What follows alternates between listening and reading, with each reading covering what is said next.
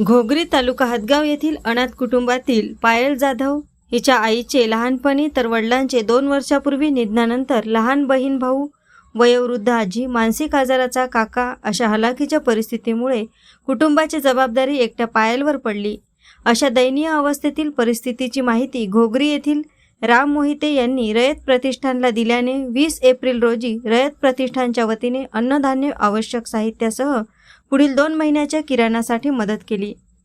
तर सामाजिक कार्यकर्ते राजूभाऊ पांडे यांनी विवाह वाढदिवसाच्या अनाठायी खर्च टाळून या अनाथ कुटुंबासाठी तामसा येथील बंडेवार यांच्या कापड दुकानात कपडे खरेदी करून देत विवाह वाढदिवस केला।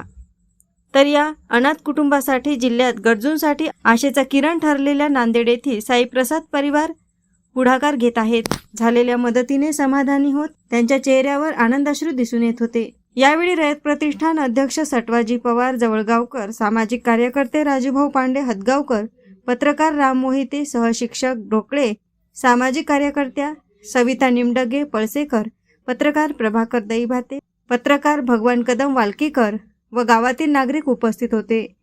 आज घोगरी तांडा येथील अनाथ कुटुंबाला रयत सेवा प्रतिष्ठान जळगावतर्फे मदत देण्यात येत आहे।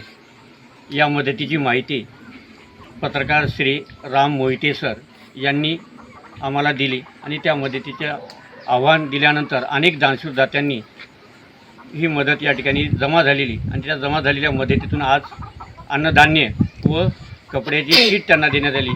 कपड्याची किट ही राजेश पांडे सर आमचे मार्गदर्शक यांनी आपला वाढदिवस साजरा न करता, अनाठायी खर्च न करता या कुटुंबाला कपड्यांची मदत देऊन आपला वाढदिवस साजरा केला।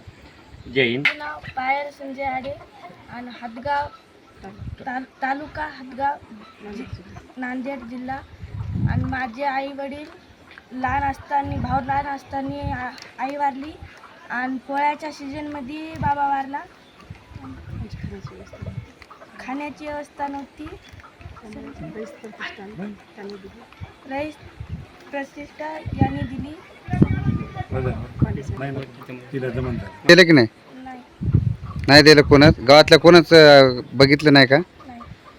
कोणाच तुमचं सांगितलं असं असं हे झालं, मग कोणाला कळवलं? मोहिते सरनं कळवलं का? आज अनाथ मुलींच्या मदतीसाठी आलेलो आहोत। याची माहिती मोहिते पाटील पत्रकार यांनी आम्हाला दिली व रयत प्रतिष्ठानावर याची आवाहन केले असता जी काही रक्कम जमा झाली त्या रकमेतून या ठिकाणी आज अन्नधान्य साहित्य व मुलांना कपडे हे घेऊन देण्यात आलेले आहेत। तसेच या मुलांना अशी एक विनंती करण्यात आलेली आहे की साईप्रसाद परिवार नांदेड यांच्यातर्फे या तिन्ही मुलांना या ठिकाणी पालकत्व आम्ही स्वीकारायचा विचार आहे। फक्त त्यासाठी आमची एकच म्हणणं आहे की या मुलांनी कुठेही रोजमजुरी न करता या ठिकाणी यांनी शिक्षण हे पूर्ण करावं अशी आम्हाला साईप्रसादतर्फे एक माहिती आलेली आहे। आणि तशीच यांना या ठिकाणी आज घोगरी तांडा या ठिकाणी येऊन ही मदत दिली रयत प्रतिष्ठानतर्फे। अजून तुम्हाला पुढच्या महिन्यात आम्ही एवढं सामान आम्ही येतं आणून देतो, तुम्हाला फक्त फोन करा। एएस न्यूज महाराष्ट्र करिता नांदेड हदगाव येथून प्रतिनिधी भगवान कदम।